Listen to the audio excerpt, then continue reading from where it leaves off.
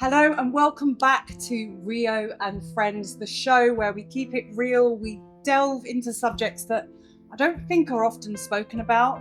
And today is definitely a subject that I really haven't seen spoken about much. And it is about being one and done. So parents of an only child and also people that grew up as an only child. We're going to be talking about the pros, the cons, the ifs, the maybes and the whys. And it's going to be a show you won't want to miss.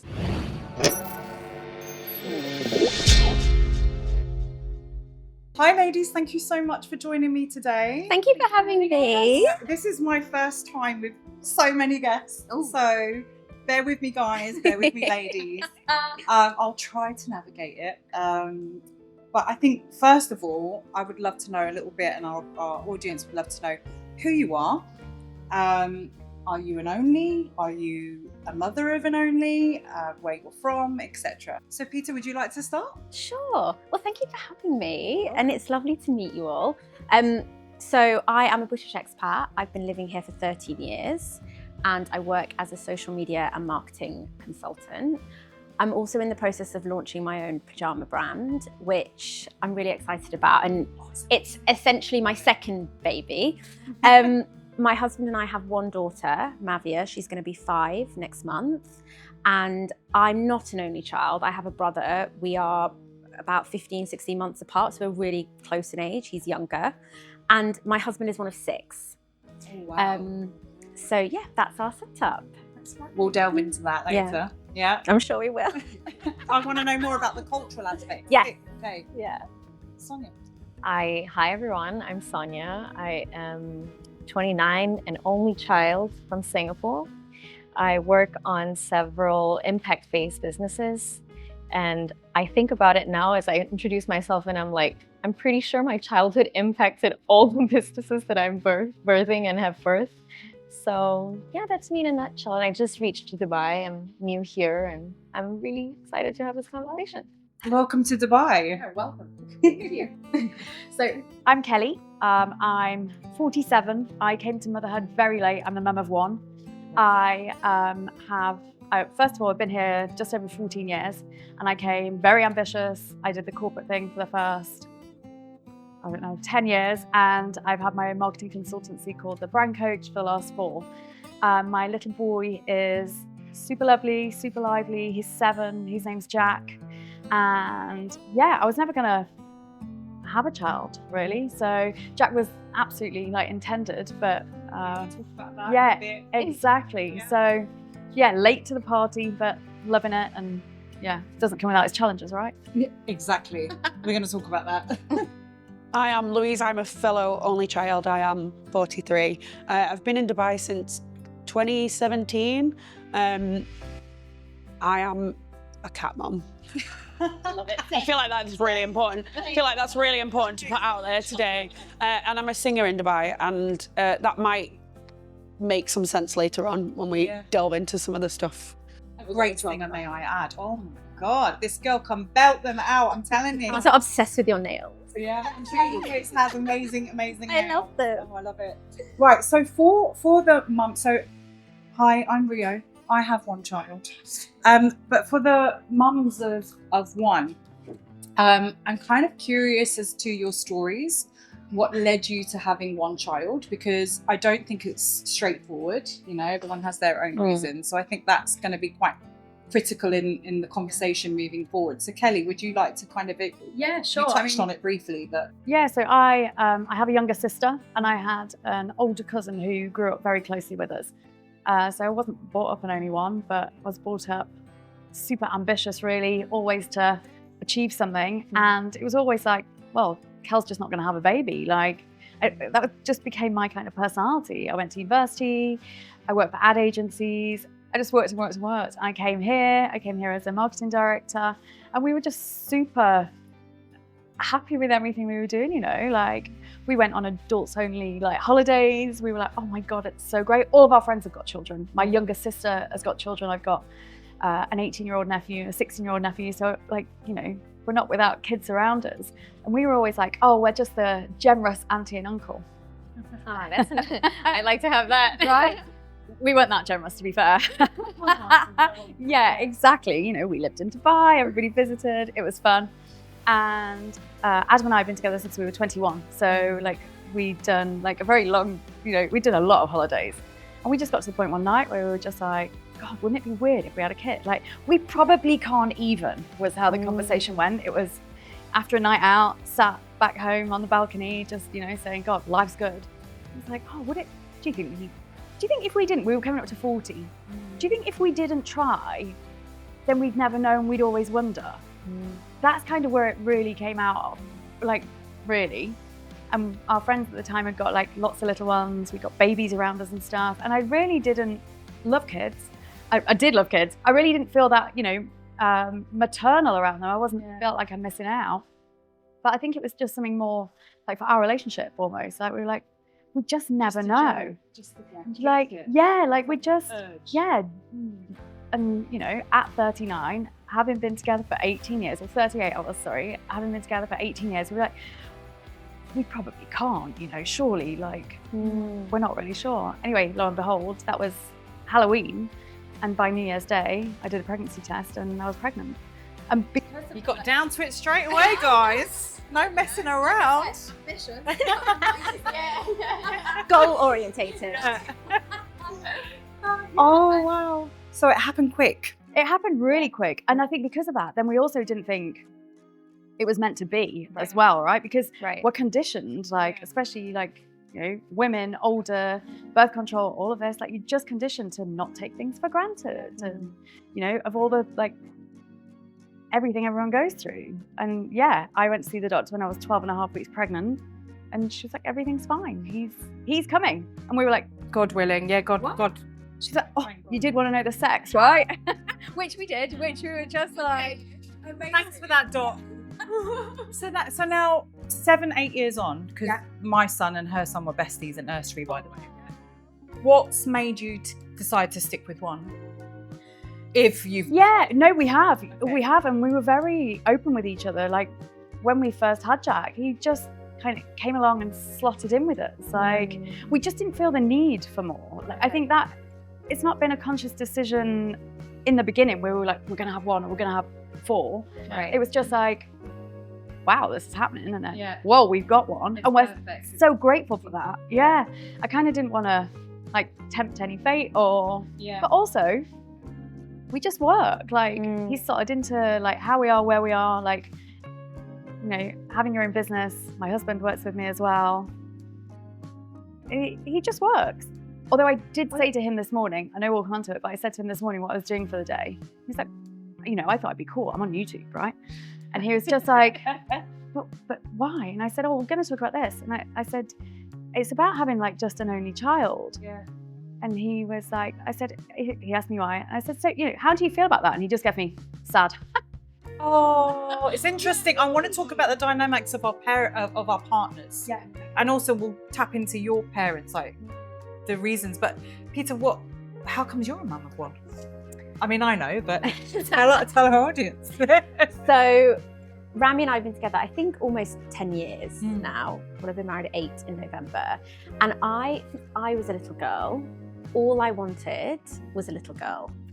And I went to see a couple of different psychics over the years, and they had all said the same thing: you're going to have this little girl. Oh my! And I just knew I was going to have a little girl, and I didn't really think beyond that point. Yeah. So when we decided to try to get pregnant, and we got pregnant fairly quickly, and everything was healthy and smooth, I was just so grateful. Yeah.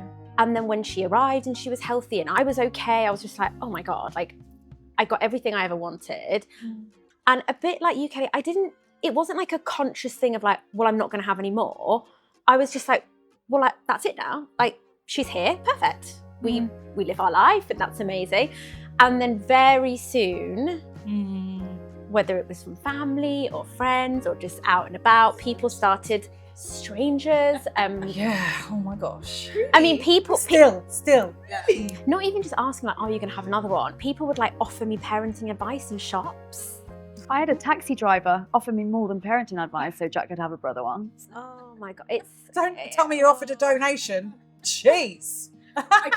didn't go to terms. It's a flat no. It's crazy, isn't it? What strangers Yeah. say to you. And so that happened quite quickly, and I was very adamant, like no, because I also found it hard, and I still find it really hard just having one, which I'm sure we'll come on to. My husband, on the other hand, was a bit more like, well, no, eventually we'll have more. Like, you can't just have one, because she'll be spoiled, she'll be weird. Like, you have to have more than one. He is now, I can't speak for him, but he is slowly coming more around to my way of thinking, I think. Just because we're really happy having one. And it really works for us. But it wasn't like a conscious thing of, right, well, I'm just gonna have her. I just felt so strongly that I was gonna have her. And I got her.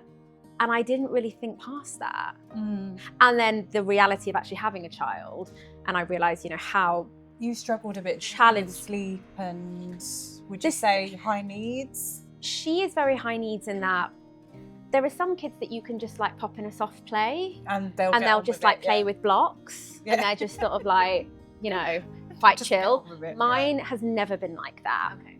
She is hyper aware. She wants to know what's going on. Remind me, how old is she? She'll be 5 next month. And obviously now that's even more heightened. Now she, you know, has her own sort of, you know, personality. She can articulate herself really well.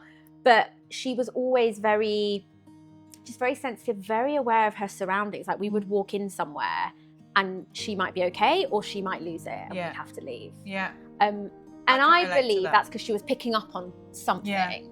Highly sensitive children. Highly sensitive, very inquisitive, which there's so many amazing things to that. But it's hard. It's I don't want to say it's draining to sound negative, but like it takes a lot from you whilst you're also trying to work. And be a wife, look after yourself, have your own hopes and dreams and ambitions. And I just very early on just thought, I don't know how people are doing this with more than one. You felt that was your capacity, your mental, emotional my capacity to have one and be a good mum, right? Try my best. Yeah. Some days I think I'm doing a good job. Other days I'm like, oh my God, this is so hard. We've all, Motherhood. It's motherhood. I think if you are genuinely nailing it, like, even those people must. Show me the perfect parent. Let's have a word. Okay, so for the children who grew up as single children, I'm quite interested to hear the stories as to why that dynamic happened with your family. If you've ever spoken to your parents about it, why there was only one. Was it by choice? Was it circumstance? It wasn't by choice. So I know my mom was pregnant with twins, but unfortunately had a miscarriage. But then now I look back and I'm like, it sort of was exactly what should have happened, because my dad left and then, you know, it would have just been too much of a toll on her to have me and 2 other kids. So I think it happened by circumstance.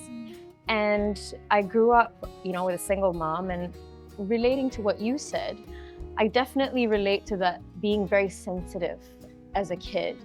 Absolutely. Like, I very quickly and early on in my life started to get attuned to what is it that the adults are feeling and how can I make sure that they're okay?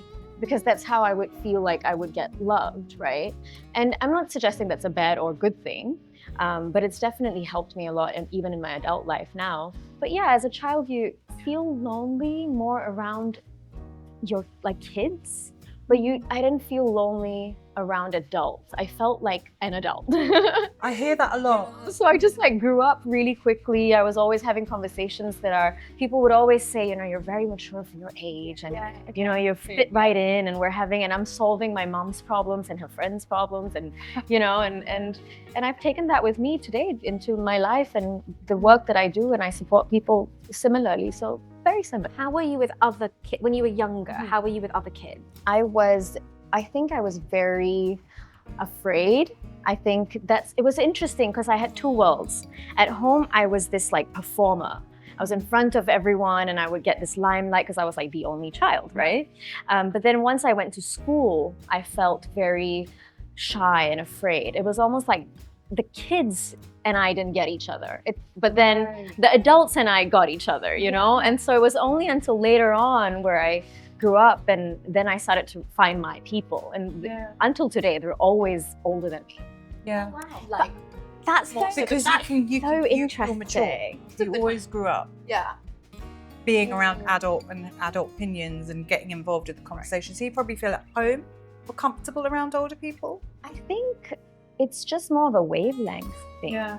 I think the challenges that I'm typically navigating are very different from the ones that my peers around my age are navigating. Yeah. And so I end up having conversations with people who are older because I feel like, okay, that's actually where I'm at in terms of whether it's business level or it's just life struggles. It just, that's how it unraveled. I don't feel at home usually around people that are either my age or younger, up until now. That's very interesting because I was exactly the same and I'm not an only child. When I was at school, I genuinely was like, these people are very immature. I have nothing in common with these silly people. What am I doing here? I want to go to work. I don't want to be here. Not better though. You're just that way. I'm better than you. No, because I wasn't very confident though. I wasn't confident. There was just something in me that like, I didn't like silliness. I didn't like stuff that they were into. My and I'm son's not like an only that. child. Kai is like that, and so I have an only child, and he finds it very overwhelming being around loads of children. Yeah. Don't we all, cannot Kai? stand- Love my Filipino community. God bless you. But the parties with the Phillies and the come on babies, da, da, da. He always, even from a little age, he was like, I don't like this, Mummy. This is not good. And even with Arabic classes, for example, they teach us through baby singing. I don't like it. He's like, school is not challenging enough for me, he tells me all the time. He's like, it's too immature. So this might be a single. Do you relate to any of this? It's different because I think we've probably got very different experiences. But the interesting thing that you were saying, that it's not necessarily related to being an only child, but you were talking about like because your mum was a single parent. And I think the thing that we take on is suddenly your parent is not just a parent, they're human. And there's another side, like, and even though you don't necessarily know that at the time, you're dealing with a shift in how you see your parent. Like your parent from when you're a baby is the protector, and then you see a circumstance where you see them, you're like, oh, they're human, and you might not know at the time because you might be too young. But my dad passed away when I was 10, so a lot of my adult life was with my mum. You know, I had a great childhood. I actually had a lot of cousins and things, and one that I grew up quite close to we were similar in age. But generally the relationship kind of shifted because suddenly you're a teenager and you're seeing your mum as not just a parent, but like she's dating and then there was an instance where she was married to someone else for a while, and there was an instance where that kind of time in the life was a bit difficult and a bit rough, and there was at one point she was pregnant, but there was also her ex-husband had a child from a previous relationship, and there was an incident. There was a time when they were trying to mesh us together, and there was this awkward, and I'm like at this point a teenager and she's 4 or 5, and there was this weird dynamic of, oh well, they all need to have exactly the same number of Christmas presents, even though she was getting them also from her family, from her mum. It was like, oh well, if Louise has got 12 Christmas presents, Natalie needs to have 12 Christmas presents. I was a teenager. It wasn't like I was sitting there going, how many presents am I in under the tree? But I think for me, like my whole childhood was just getting a lot of love and a lot of. Yeah. What would you say are the pros? We'll go into the cons, but what were some of the best things about growing up as an only? I think like I use my imagination a lot more, because when you are kind of playing by yourself, and you know, I'd go on a little adventure in the back garden, and I guess some of that's probably tied into me. Some of that's probably tied to me now being a performer. Like maybe that's why that side of me has come out. You're performers. Yeah, but like there's a lot more imagination, and then there is a lot to be said for being surrounded and spending time with adults. And this could be a different culture thing, but like, you know, you're exposed to, because you go to restaurants and things with adults, you're exposed to richer foods, and rather than just sitting in the corner and eating chicken nuggets and being like, oh, well, my sister's got chicken nuggets, so that's what I'm going to eat. And Well, we still have lots of chicken nuggets. yeah, I mean, you know, at my age, I still love it. I still love a chicken nugget. But what I'm saying, you're aware that people are eating things different from you. Might be exposed. Yeah, you're exposed to it a little bit more. So you think, oh, maybe I'll try that. It's interesting to see some of the kind of common dynamics and things that you have in common. Yeah. But when it comes to, okay, partners, let's talk about our partners, okay? Because I'm a bit different to you guys. I always wanted a big family. So I wanted 3 children, love children. And unfortunately, I've had like 6 losses. Was going to have a little girl. I spoke about that on my social media. So that's a pain point for me. Yeah. And I'm only just accepting that I am a mum of 1. And this is perhaps my story, right? But my husband very early on was done. He was quite happy with just having 1. He was like, we have a beautiful dynamic. We're a great, like, our marriage is so good, which I want to talk about, because we all agreed that we all have strong, happy marriages, right? And even our in-laws came to us like, just don't have a mother. Now, this is interesting because in-laws usually push, depending on culture, for you to have more children. Both Adam and I's parents came to us kind of individually and was like, don't have another. And we were like, what? They're like, your dynamic is perfect. And the interesting thing is, both of them are divorced. And both of them have 2 children. And post the 2nd child, that's when the marriage started to go a little bit iffy. Now, I'm not saying, because I know people that have multiple children are very happy marriages. I'm not saying that, you know, having 1 child is the key to a good marriage. But I think one thing we all have in common is we do have happy marriages. Yeah, I think, I don't know, is there less friction, like less to fall out about? Like, we're very aligned on our style of parenting, I would say, to start with. But yeah, Adam only wanted 1. And Ad the same. I mean, we were very open all the way through our like 20s and 30s that we just didn't want it. Like, we just didn't see us as parents. Like, and so, but we were clearly both feeling it as well when we decided, right? And then we were like, wow. And we just, our parenting style is very the same. We're very calm. The house is very calm. Like, even, you know, difficult, isn't it? It's difficult when it's crazy and like all and you're not used to it as a parent of 1. You're not used to this. And there's no fighting. Like, I remember as like a little one, we'd always be fighting over something. Like, same. We'd always fight over. We're like, and maybe he does miss that. I do worry actually that he misses like having somebody to fight with, because that's, whilst he gets all of us emotionally one way. I'm like, no, I'm good, thank you. I had enough drama with my cousins. Yeah, you can still have drama, can't you, without having a sibling? We used to, because in the UK, obviously, going to Wales was like a holiday situation. And one particular cousin who was very close in age, she was ginger, so she'd always get sunburn. No, we're not against you. No, I'm not at all. She was very fair-skinned, so she would always get sunburnt, and we'd get in a fight, and my reaction would be, if she doesn't stop, she'd get a slap on the thumb. And this is, obviously I'm in my 40s, so this was in the 80s, 90s, when it was a different time and that kind of thing was okay, but I wasn't an aggressive child, by the way, that's not me, but she would do stuff that would annoy me, but I like each other and I think that's important. Yes, important. I wouldn't have liked that in the house though. Like the holiday was over and I got to go home and be in a car, be on my own and do my own thing and read. Like, I love reading. I don't know if that's That might have come from I read a lot.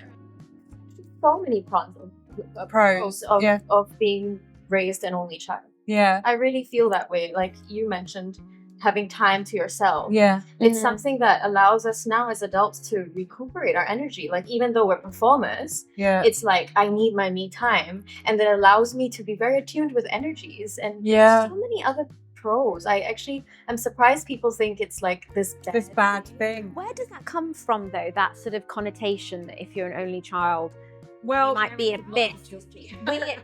What is that? Some of I did some research. Right. Some of the myths associated with being an only child are loner, weird, selfish, doesn't like to share, selfish, perfectionist, Absolutely not. and what are the other things? Spoiled.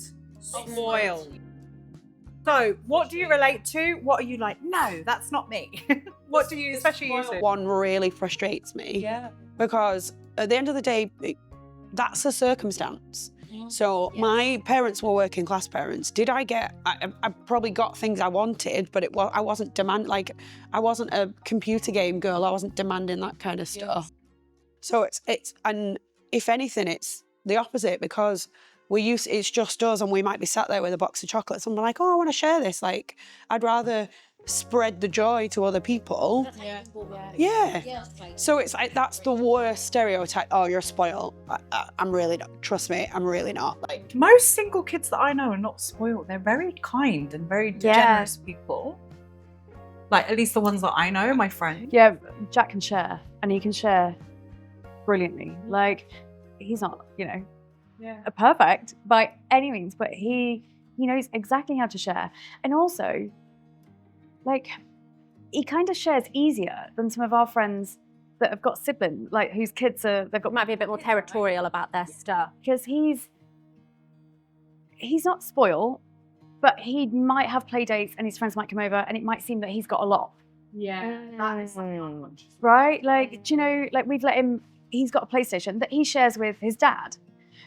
But I don't know, he's had a few play dates recently, like the older they're getting, and he's got multiple games on there. Yeah. And like some of his, he's got a bike and a two-wheeled scooter. Like, it sounds like silly things. It's a balance though, isn't it? About They've the got one like child each, thing, though. That's right? just about, like she said, it's about your wealth. Yeah. It's less about he's an only child and just more about like a social thing where you. If he had another brother or a sister, they'd have stuff and they would share them, right? So there would be double stuff, Exactly. if you like. So it's not that he's got an absolute load of stuff. He's just got things that are his that he likes to share, and he's a good sharer. Like, Kai is caring and very empathetic, but he is quite protective over his things. right, okay. So Aegon's like that. Might be a bit like a one child thing, I don't know, but he's very like, they played with this and they didn't ask me. Like, he's very, and I'm like, if they asked me, I would share it. He's like, it's the way that they, and so we have to navigate that sometimes. And I do think, I'm not going to say having an only child is like all flat. No, sometimes he gets a lot of what he wants. Yeah. But not on demand. Yeah. But eventually he'll get it because we can afford it, because we don't have lots of children, but we let him know, that we had to work really hard for this. Yeah. And Yeah. things like this don't just fall on your lap. Yeah. And we've taken him to orphanages. We've shown him the homeless people in London, soup kitchens, because we want to keep him balanced, because you can raise spoiled children. Especially in I Dubai, think, as well. especially if you have one. And in Dubai, double whammy. We do a thing where if we're going to her cousins or she's going on a play date, she will take things that she is comfortable sharing. So she has toys that she doesn't want to share. And I think that's okay. Yeah. Like, I don't want to share all my stuff. Exactly. So I'm like, That's if you're going to take that, you know that you're going to have to share that. So if you're okay with that, so she has certain things she'll leave at home, and then things that she's happy. It's usually like the latest thing that she's got, she wants to keep at home. She doesn't want to share, and something else she'll take. Yeah. But I don't force her to share, and that has caused problems. Yeah. I wonder if it has to do also with gender, like an only child male and an only child female. Because my partner, he's also an only child. Is he? I didn't know that. Also an only child. And him and I are quite different, but I've noticed that some things that he does could be misinterpreted, if you didn't know who he really is, as selfish or maybe not as communal. Right. So sometimes, like, we're, with my family and we're spending a lot of time together and everyone's like yapping away and bonding, and he'll just get up and leave, and he'll be done. And I respect that. and he's a Taurus. oh my. Well, that tells me a lot. Because so am I. So I might feel this. So she's finished. Yeah. I feel this. Gets up, leaves, and I'm like, you know, that can be perceived as rude. I mean, we all know him, we love him, he fits right in, so everybody gets it. Yeah. But it can come off rude. And if I were to do it, it would definitely come off rude. Yeah. Because I'm a woman. Yeah. And so, yeah, I think also maybe men, and he's also a little bit more like, I wouldn't say he's selfish, but I do believe that because of his only child upbringing and being a lot alone as a kid, that he has found ways to entertain himself that he finds just more entertaining perhaps than some of the other things that require people. It feels like you're talking about me right now. I'm like, oh. And I do that a lot too, personally as well. So I think it's more about being an only child teaches you who you really are. You're more grounded in that. Do you think you have stronger boundaries? Yes. Being an only child. Yes. Absolutely. Yeah. That's a real positive. Yeah. And more than women. Yeah. Because Kai's boundaries are very like, no, I'm not doing. Well, with you saying earlier about there's things where he says, he doesn't want to share them. It's not, I didn't hear selfish, I heard he wants manners. He wants somebody to politely ask if you, and to me, I'm like, He's very shocked when people don't like say, oh, can I play with your toy? Like, he's very like, if someone just takes it and grabs it, or just, he's like, see, that to me just sounds like good. That's just manners. That's like, you taught him yeah. to be polite. He wouldn't offer. He wouldn't go and grab somebody else's toy from their house without asking. So that's more. I think that's more about being a sensitive child and being again about the way you're brought up rather than just being on his own. I want to touch on culture because you married an Arab man. I did. I'm one of 6. Yeah. Do you get a lot of pressure from the family? Like, come on, Habibti, yalla, yalla. Where are the children? So, a little bit. I love my in-laws. They're amazing. They live here. Yeah. As do all the siblings. And my in-laws, particularly my father-in-law, believes that children bring wealth. So the more children you have, I heard that a lot, yeah. the wealthier you become. However, I feel like the price of school fees has changed a little bit in the past. There's less wealth all of a sudden. As much as like there's this sort of quite whimsical side of me that like, oh, I love the story of it. Yeah. I'm also like really practical in that, you know, realistically, we're going to stay here for, you know, a long time. We don't have plans So we all want to move. We all want to stay for a while. I'm not going home anytime soon. Yeah. Yeah, it's Where Dubai's our home. home. Yeah. It's home. And so, you know, there is this like real practical, we are still at the beginning of our careers, really. Yeah. You just And get so started. we're just getting started. And so they don't put pressure on us, but yeah, they're very much like, oh, but you know, she's so beautiful. Why don't you have another one? Yeah. So it's, I think they go about it in a really lovely way. But luckily, he has all these other siblings who haven't had kids yet. So I'm like, let them. The pressure's off It's you. their turn. I'm not saying no, but just let them. So we're lucky in that way. They don't sort of put loads of pressure on us, but they would love it. I mean, they'd love it if I had. See, the next time they compliment her, just go, well, she's perfect. Why do I need to make another one? She's this good. We'll just. What I feel, they just want lots of kids running around. Yeah. But there are plenty of other brothers that can go and have. Are you the only interracial couple?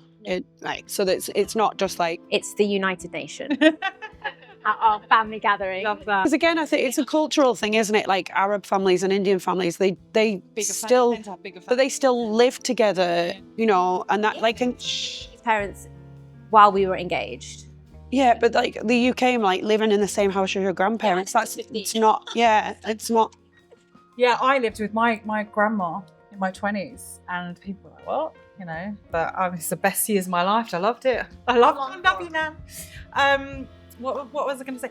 I think so. Our circumstances are a little bit different. Like, we're older, so you still have time because we discussed this. But you don't know, right? I know, but you said, I not said no, never. My whole thing is. Whereas I think we have to accept now that, I mean, you're done. I have to accept biologically that, I mean, I keep getting pregnant, but I just can't keep the babies. Yeah.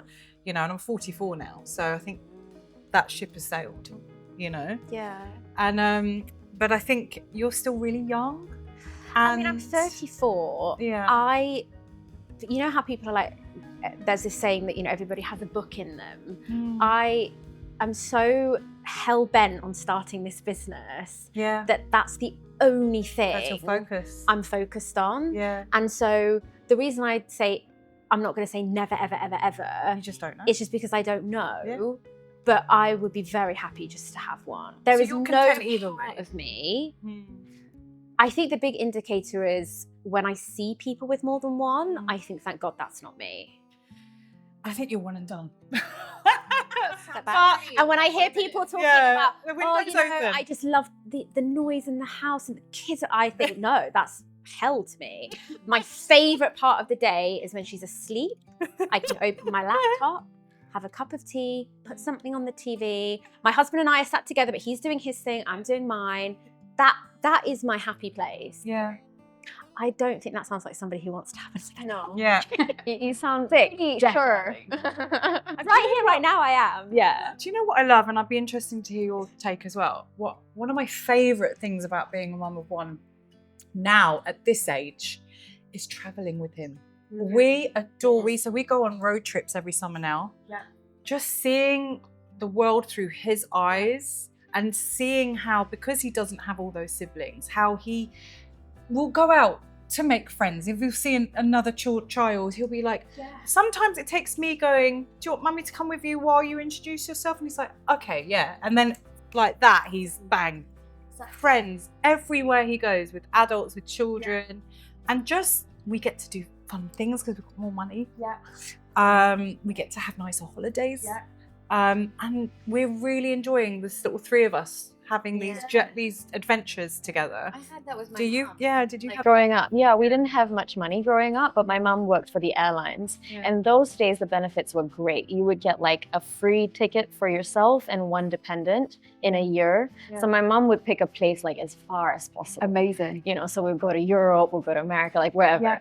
And we saw these places together and it was just me and her. And I think that's, like, I look back now and my mom and I didn't have the best relationship, but these were the moments where we bonded the most because we experienced culture together for the first time. She got my perspective, I got hers, and so many of these memories were built. So I 100% like, that's fun, and I wouldn't have wanted to share that. A couple of years, we've holidayed with other families, and they've had multiple kids, right? And of course, at like this age, and so we've been able to do stuff with Jack, and he's like, well, why isn't Charlie coming?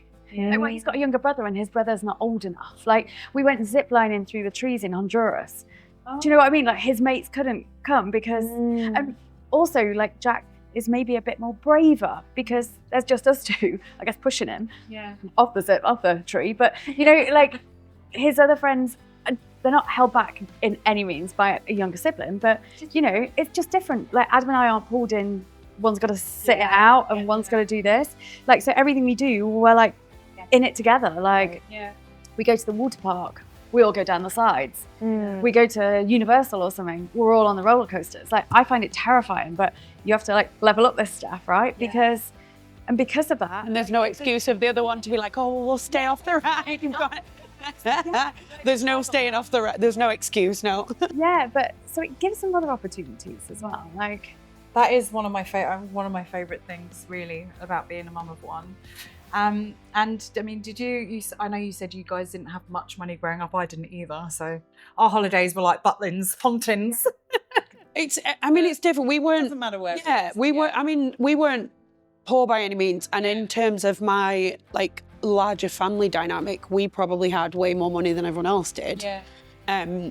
So when I got, you know, I've had the Florida experience, and it was me, my mum and my dad, this was before he passed away, with my mum's best friend and her older sons. So they were like the equivalent of like one of them to this day still calls me sis. And he messages me, he's like, how are you, sis? And like, that's the kind of, I've had a brother relationship without having a brother relationship, because around that, especially, I don't know, maybe as an expat as well, but around chosen family. Right. Right? I agree like, so much. know, but This is where I like might Jack get is, yeah, Jack's super like loving and able to love. And I don't know if that is like, he's got a best mate that he calls a brother from another mother, and it really confuses the school teachers. They're the same age, they look almost identical, like, but it's just, I don't know, like he also has this value of like, he's got family and he's got like extended family, like not, you know. This is one of the things I wrote down before we came, and you were talking about the kind of, there's this idea that because we're only child that we're selfish and we're loners, and it's like, no, we've actually got loads of love to give out, and like it's gonna, again, this is gonna sound really daft, but for me at the moment it's like a pet, even something like a pet, because you're like, where does it go? And you don't want to keep it inside, so you give it to your friends, and maybe you do put some more, not pressure on relationships as an older adult only child, but it's, just the other thing is, just because you have siblings doesn't always mean you're always going to get along and it's always going to be great. There's people I've spoke to that have siblings that don't have great relationships with. Caused them a lot of heartache. Yeah, Adam and I can relate to that. Like, we both have brothers and we love them dearly, but we're very different to our siblings, and we don't have that really strong, close bond that I often sometimes see other people have, and I wish I had it. But I'm like, it doesn't always mean automatically that you're going to have this close bond. But you probably have it with friends. Well, yes, I do. But also, Kai has grown up around his god sisters, like literally next door. One of my best friends, hi Camilla. We literally messaged each other when the house came available. And it's literally, her children are in my house every day. My son's in their house every day. One of them, they're besties, and so she stays over a lot. And it's been a saving grace for me. Really, they are our extended family. I'm, maybe more of a kind of peaceful house of solace where one of the kids want to come over, and then if Kai wants that sibling kind of craziness, and he fights with them like siblings. But I think that's important because that's healthy. Teaching him stuff, and because he's an only child, he can sometimes go, this is too much. But my friends are aware of that. They know that he's not used to this dynamic. So they're like, we get it, Rio, Whereas other people might not so much. So I feel safe around them. I feel safe with those friends because they understand the dynamic. They don't judge, And it's interesting, when I put it on Instagram and I was like, what advice would you give us as single children? And a lot of them said, bring a friend on holiday. Ooh. They were like, allow your child to bring a bestie on holiday now and again with you guys, because it made such a difference to me as a single child growing up when my friend was like, pick a friend. The only problem with that these days is obviously parents are, I feel, a lot more protective. Back in our days, it was, they didn't care. We were left alone. I went to Spain for a week. But these days it's like, even sleepovers, no, so, but we would do that. We would happily do that. How old they are as well. Yeah, maybe when they're a bit older. Like, we've taken his friends on little staycations and he's loved that. But I had a lot of that. And like I say, we've holidayed with friends for the last couple of years. We've holidayed the three of us as well. And we've tacked the three of us onto before and after with it. But we've done... It's nice to have a balance, isn't it? Yeah, and I do feel for him, like when we first leave everyone, because it's been so noisy and there's been so many other kids around him. And I do feel like for the next couple of days but then we just fill it with stuff to do, and he's very adaptable. Like, the exposure I think is more important.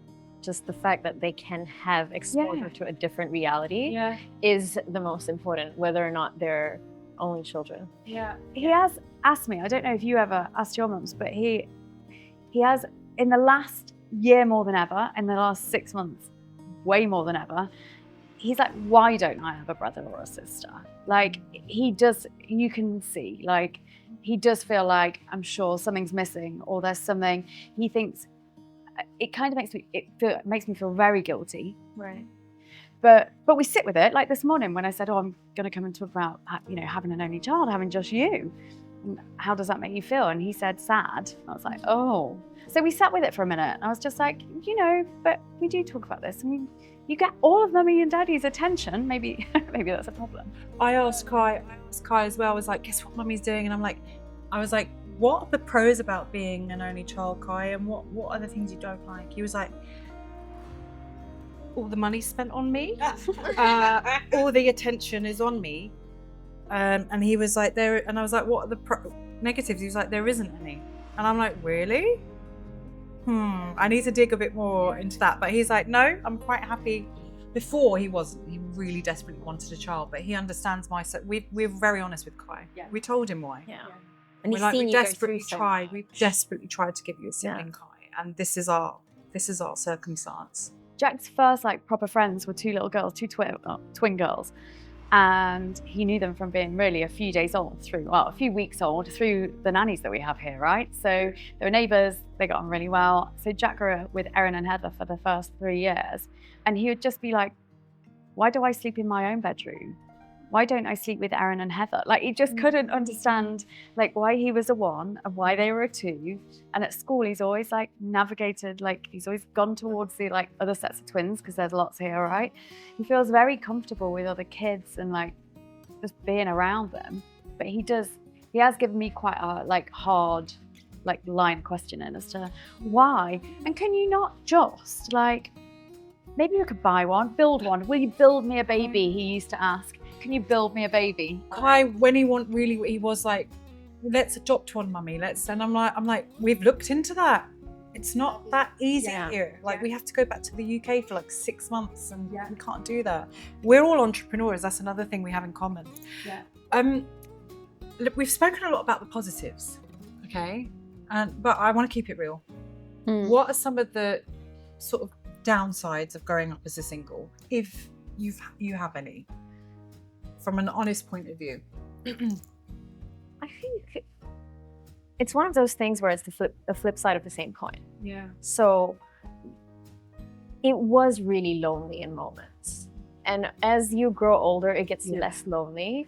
But there were definitely, I recall being very lonely as a child. And that loneliness can create, as a kid, you think everything is about you. And so when things go wrong, and my family was in let's just say there was also drama, and it wasn't always the calm environment that we should have. And so I would think that maybe it's my fault. My dad left, it was my fault, right? And so the loneliness can allow you to fill in the blanks and have more space to just come up with these narratives and these fearful storylines, I suppose, that revolve around you. And that's, as I said, it's good in a sense, because today my businesses, a lot of them are around community, right? We've built a community online. We make social media content, and we have a really large community. I have women's circles where I speak to women from all around the world, and we talk about their struggles. And some are moms, right? And some have children, right? Like myself. And so I'm like, okay, so yes, it was tough, but it also brought us, that was the exact set of variables that were needed for me to become who I am today. So yes, it was shitty then, and we can talk about the cons all day long, but I think the pros really outweigh the cons. And loneliness was a big one. And another one is just, I think, constantly feeling like you need to be in charge of the emotions of the people around you. Yeah, that's what I hope. Yeah, I don't want Jack to have that. Yeah. And I always, because he doesn't have a sibling, I'm his emotional everything as well. There's not somebody else that he goes to. Yeah, honestly, so I am so involved in Fortnite. Yeah. Yes. Wait, no, honestly. I feel that's just around the corner for me. I feel like I'm involved. Oh my gosh. As opposed to just him having to go to yours. Yeah, and so we very consciously do that because, but we've got the Roblox accounts. We play Fortnite. We do as well. We do as well. And we're the parents. I'm very different to the parents on the WhatsApp group who will not allow it at all. And I'm like, where are the parents who will? And we play with him, and we get passionate with him, and we're like, tell us about this city you've built, and like, you know, like. But that's the good thing. I think that's the difference between the reality that I had. It's like you are coming into the child's world. Yeah. Whereas for me, the sadness came mostly from the fact that I felt like I needed to fit. You know, I've done like really strange things as a child, like reading people's diaries and going, oh, what's actually happening? And I'm not proud, but that's how I found out, okay, what is my mom really going through? What's my aunt really going through? So, okay, if I sit these sentences to her, maybe she'll realize that I felt responsible for their feelings, their emotions. I don't know why, but I did. But if they were coming into, and it's not like their fault or anything, they had work and a lot of responsibilities. Yeah. But if they were coming into my world the way you guys are, you ladies are, that would have been just so much, I think it would have really helped. Yeah, it would have been like, oh, okay, it's not that I'm responsible for you, mum, only, you're also like coming in, and it's like, you know. And I'm conscious of that with Kai. He's very sensitive. He's like, he'll come to me and go, Mummy, can I give you a hug? When he can see that I'm like, yeah, Mummy, can I hug you? Can I have a hug? Here, Mummy, let's make you a cup. And I'm like, I don't want him to feel like he's responsible and feel responsible. And because I grew up like that, and I wasn't an only, always on tender hooks about my parents' feelings, emotion. Older, yeah. But also, maybe then there's something in that around the fact that we have got one. We do still really like our other half. Yeah. So it's a more. Well, that's it. Yeah, that's kind of what I was gonna. That was the point. Like, what are the? Because we've come from essentially, you know, broken families as well. It's not just that we were raised as only children with both parents around. Yeah. So that's it's a trauma response to read, and you know, Kai's been there when you've been through essentially, you know, a traumatic experience. So it's that thing. It's suddenly seeing your parent as a human, the adult and the human, and it does mean you pick up on cues. But being a sensitive, I hate this idea that being a sensitive person is a bad thing. No, it's they just, and it's an absolute superpower. So knowing it from an early age does help as well. I always tell Kai, it's his teachers always tell me he always gets like certificates for like, not for academia, but for being most caring or empathetic or whatever. And we're so proud of him for that. Yeah. I mean, I've met him. I know he's amazing, and he's such a sweet.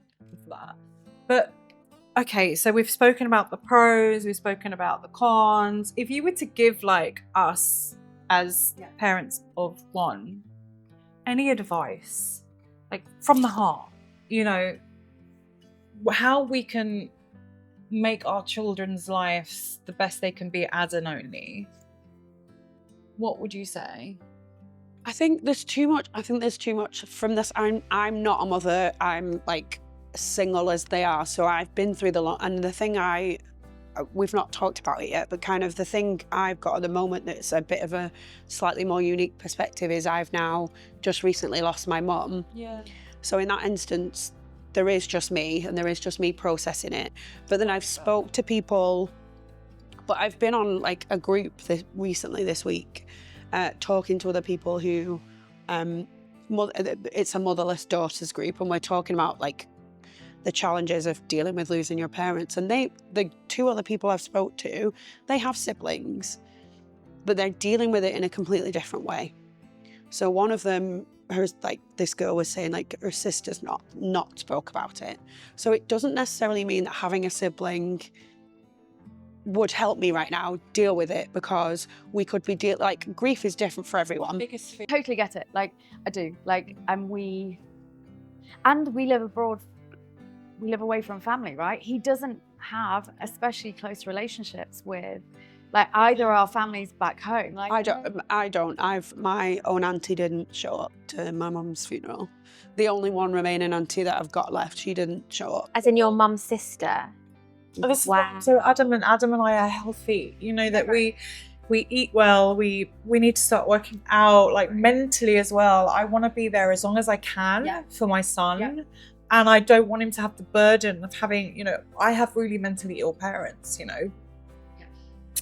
I don't want him to have that burden of feeling like he's alone and having to take care of us and stuff. So is this, you know, you've been through... Yeah, and my circumstances are different because it was an accident. So there was no illness, there was no having to take... I'm sorry, I'm just bringing the whole conversation down, but I feel like it's quite a unique perspective because, and I've just found myself in this position.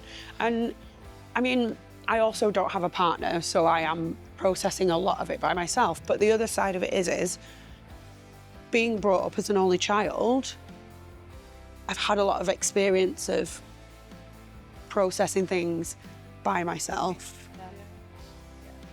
And I know that, like, for you guys, like you've just said, you don't want to feel like that, but unfortunately it is a part of life and it's a massive reality. When I put the question out, quite a few people were like, they did state that as one of the cons was like feeling the pressure of having to take care of ailing elderly parents. And like, you know, my mum's not well, and knowing my brother is there and that he is right next to her and he, you know, visits her every now and then, checks on her, the family around her, is a big relief to me, because if he wasn't, I would be in a very different situation, you know. So and this is why, but this is what pushes me to be healthy, be financially secure, pay for my funeral arrangements up front so he doesn't have to deal with all of that, you know.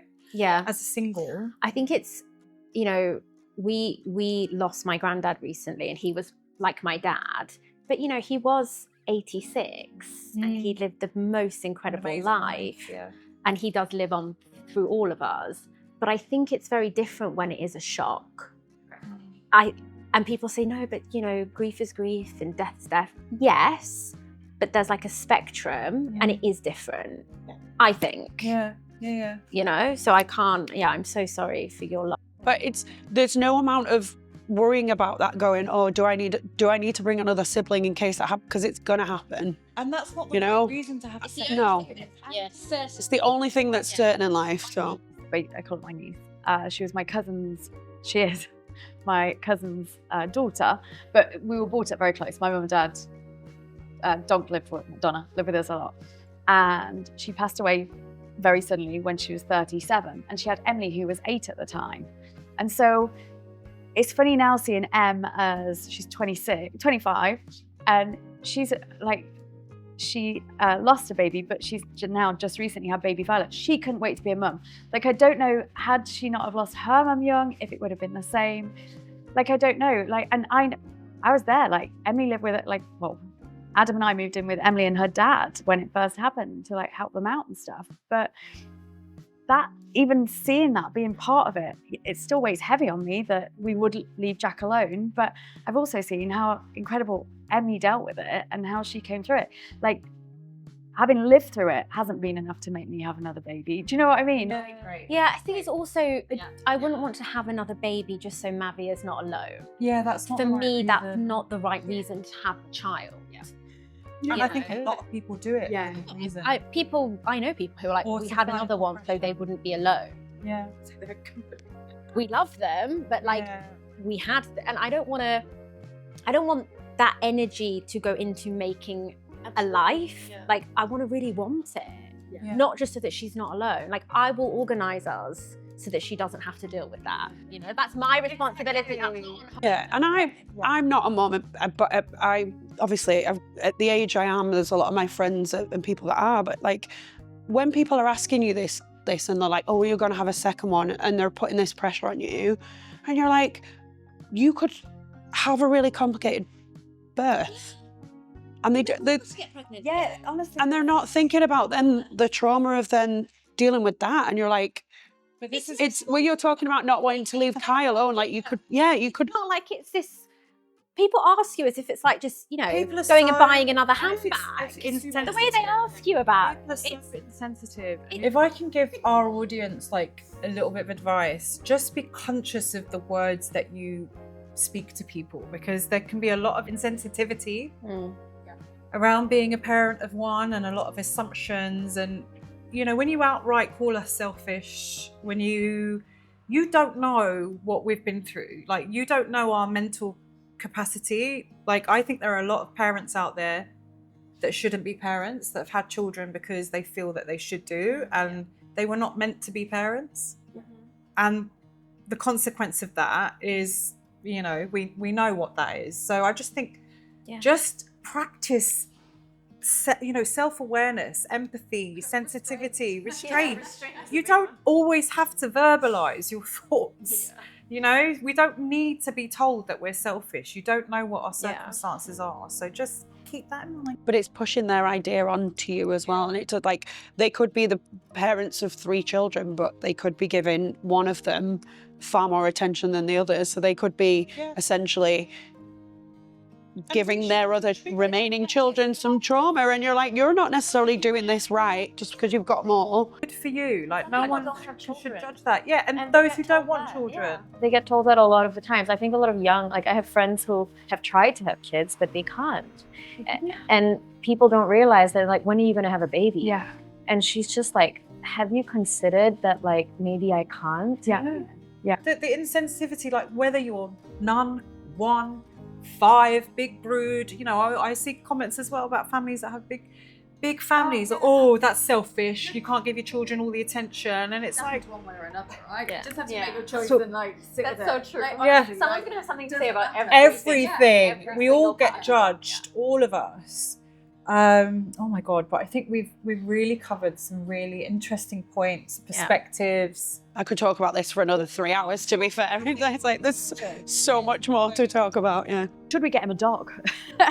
Like, this is one thing I feel guilty about, right? Because I feel like, even though I don't have like the absolute closest bond with my sister and stuff, I still had like there's still a love, right? Like I mean, Pets are so important. like I still grew up with this person, like a lovely sister. Like, I feel guilty sometimes that I'm not giving him the opportunity to be that loving little brother. Like, I've never really seen him with a little baby. Do you know what? You see all these people on Instagram, like doing all the first meets with the new babies and stuff. Oh my God, it makes me feel so guilty. Get a dog. Get a dog. That's your sign. That feeling.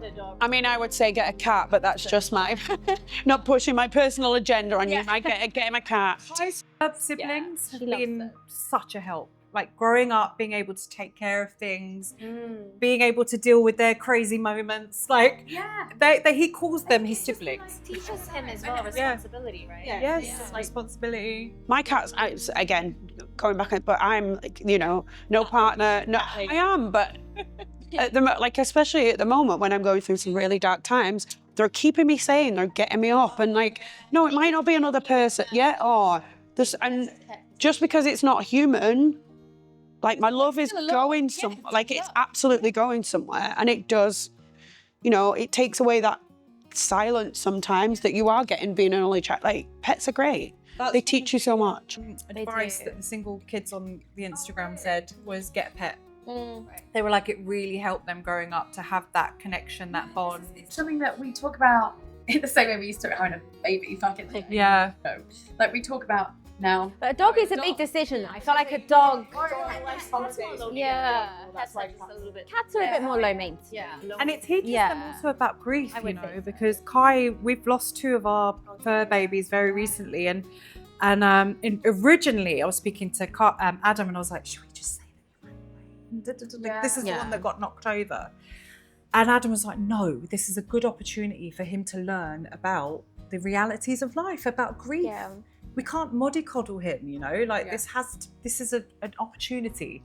So yes, he had this big meltdown crying, oh, he's my brother, you know, like, but then afterwards he's like, we made him a box, we wrote him poems, you know, bubbles. And it was big learning curve, big learning curve, you know, so get a pet. Yeah, do it, Kelly, do it. Right, guys, well, thank you. I was thinking, what's the one thing we'll leave this conversation with that you want people to know about single children that you think not enough people know? I think for me, it's not even about having just one child. It's more a little bit like you said earlier, just be really mindful when you go to share your thoughts or give advice or ask questions. Just be really considerate and kind, because you don't know somebody's circumstances or what they're going through, or you know, what their morning could have been like that day. Just be kinder and more considerate, I think, before sort of offloading all your own childhood trauma all over the place. I agree. For me, it would be that only children are more than enough. Like, we feel like, I don't speak for a lot of us, but I really feel like I'm more than enough. I feel very grounded in who I am as a person, and I owe a lot of it to being raised as an only child. And so, yeah, it's an asset. Yeah. Nothing to worry about. Yeah, that's so like reassuring you saying that. Cause Isn't it helpful? It's like a therapy session. For you as a mum, yeah, right? this is what I think for Jack. He's got all of us. Like, we're there for as much as everything as we can be. And that's not to say we wouldn't if we did have multiple kids, but we just have different opportunities to spend time with him, right? And we've just got to stop these labels of no matter what, like whatever family dynamics are. But an only kid isn't spoiled, like, or he doesn't need to be, he doesn't have not to necessarily. be. Like, he doesn't, you know, he's no weirder than somebody with 3, 4, 5. I like being weird. I tell Kai, embrace your weirdness. He's like, I like being weird. Yeah. I like it, yeah. I'm here for the weird. I mean, I don't think there's anyone weird around this table than me right now, to be fair. So You haven't got to know me yet. next week's episode, how can we out-weird each other, ladies and gentlemen?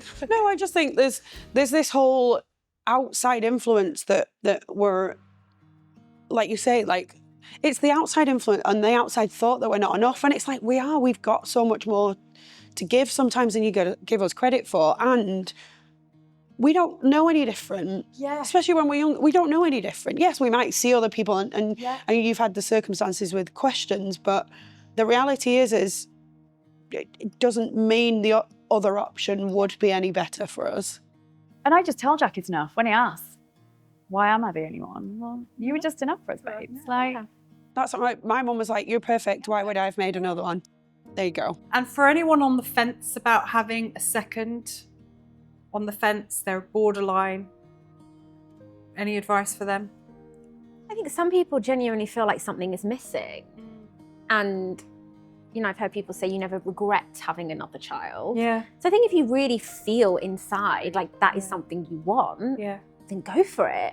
But don't do it because you feel For the pressure wrong from reasons. outside. Yeah. You've got to really you've got to know yourself and really like look inside, I think. Yeah. Like, is this something I want? Do what's right for you, your family dynamic, your circumstances, and block out the outside noise. Right, guys, thank you so much for your insights, your honesty. You know, this is what I love about doing this show is, you know, we connect as well. Yeah. Often friendships are made, and I hope this was helpful to anyone out there maybe thinking about having a child or is an only child. Stay tuned. If you like this episode, make sure to like, share, and follow, and we will see you next time.